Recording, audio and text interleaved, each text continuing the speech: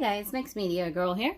So it's been a while since I did a paint mixing video, so that's what we're going to do today.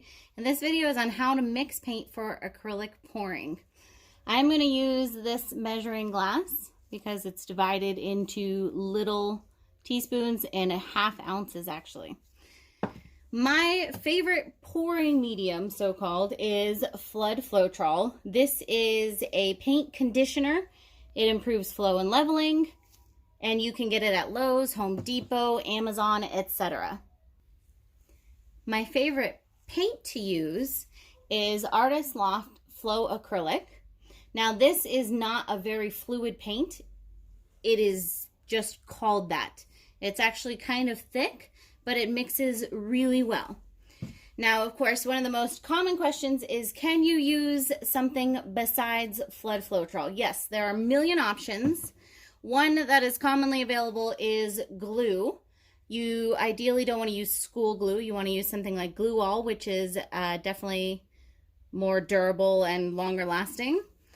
You can also just use water, and then there are more expensive pouring mediums like Liquitex pouring medium, and then so on. Today I'm going to show you how to mix up the Floetrol.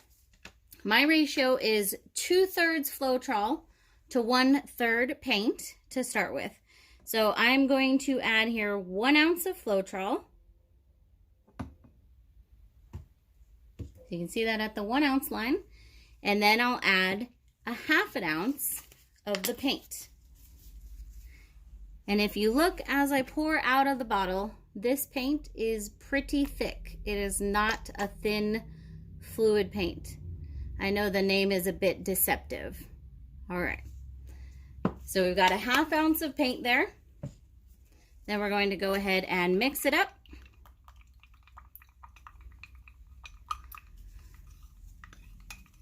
Now what you do next depends on the paint and the pouring medium that you used. In some cases, this is fine, but this paint is a little bit thick.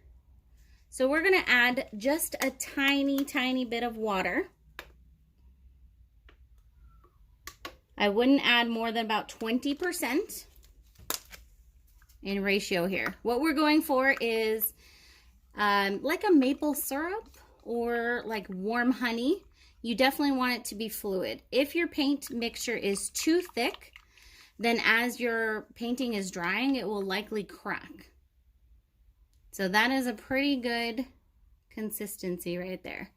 You could get away with even a little bit more water. If you're going to err on a side, I would probably say err on the side of too thin, but if it's too thin, you'll get some mud. All right, so I'm going to just show you some different paint densities here and thicknesses, and then also we're going to mix up one color with Glue All and one color we'll mix just with water. So this is called tube paint, tube, because it comes in a tube, and it is commonly very thick. So as you can see there, that is clumped up. It's not fluid, it's thick. You cannot just pour with that straight out of the bottle for obvious reasons. This is craft paint. This is really good to use when you're just starting, but not when you get to be a little bit better, because it is not very, the pigment, the coloring in there is not very dense. This is far more liquid.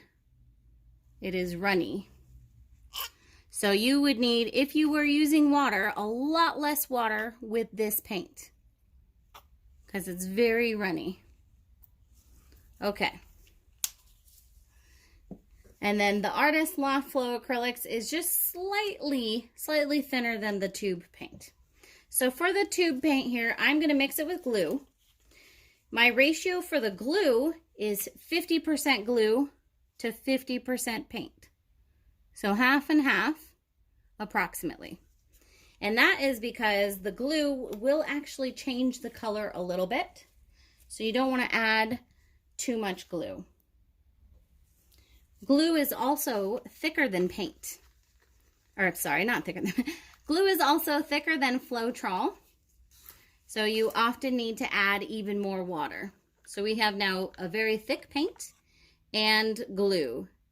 So it's pretty gloopy, and we definitely need to add water. So for this case, I'm going to add probably at least 20% water there.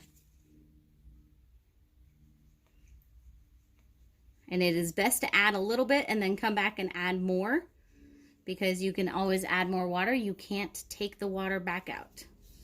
So in this case, I should have probably started a little bit, added a little bit less, but that's okay. I'm just going to make sure it's mixed in really well. If you do add too much water, you can simply go back and add some more paint and whatever pouring medium you're using. This is actually a good consistency though. So I think we will be okay there. All right, now on this craft color, I'm just going to use water. Because it's already pretty thin, I'm just going to add a tiny bit of water. So if you are just starting out, this can be a really good option for you, just using a craft paint with water, just so that you kind of get the hang of it. And there we go. Same consistency on all of these. Someone recently asked me about making your paints a different consistency depending on what technique you're doing. I don't do that. I keep my paint the same consistency for all techniques. And that's what I do. I have found that once you get the right consistency, you will get cells in your painting pretty much no matter what. You will eliminate the need for silicone and any other additives. Also, once you get better mixing, you really don't need to measure. You'll know by sight and or feeling even. So currently I mix mine directly in these big bottles, and that way I don't waste all these plastic cups. So I will literally pour my Floetrol right in here, and then I'll pour my paint in. I'll shake that up really well, and then I'll add some water. And I can feel that it is the right consistency. And one last thing is another mixing option. You can use a silicone bowl like this, or a plastic, not a cheap plastic, but like a harder plastic container that you can peel dried paint out of. Silicone is the easiest. This is from Lowly Veffy. So you can mix your paints in these and reduce the amount of plastic cups that you use. Now we're going to go ahead and make a painting with these colors. I'm going to add white just so we have a little bit of contrast here. So we've got white, blue, red, and purple. And these, remember, were all mixed with different pouring mediums. And one was just mixed with the water. So this is a 10 by 10 canvas. For a 10 by 10 canvas, you need about 7 ounces of paint.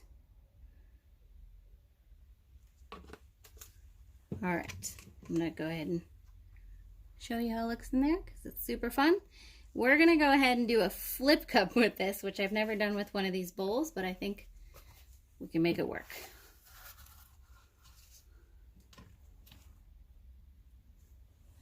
Excellent. With a flip cup, I like to let it sit for a minute. This is not a technique video. This is a paint mixing video, but just letting you know. That way it has time to settle because all the different colors are different weights and the different mediums are also different weights.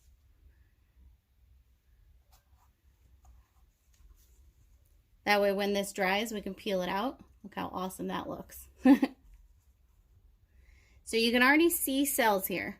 Another common question I'll answer here is, do you need a torch? The answer is no, you don't need them. The air bubbles will pop on their own. You can use one if you want, and it can help create more cells. So I'll just say that. I'm not going to use a torch on this. We're going to just go ahead and tilt and see what we get.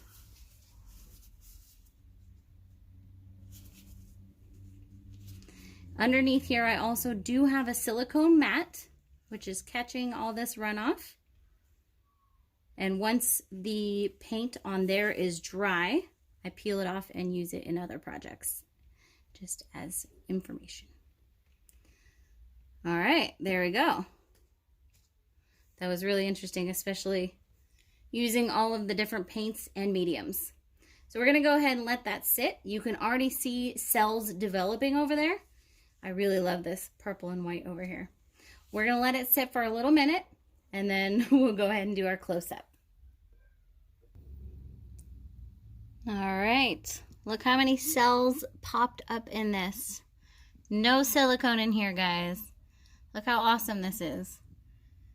And I really love this purple and white section down here. So I hope this answers any of your questions regarding mixing paints and some of the things you can mix paints with. I'll put all this information down in the description as well, but let me know if you have any questions, and I will see you all next time.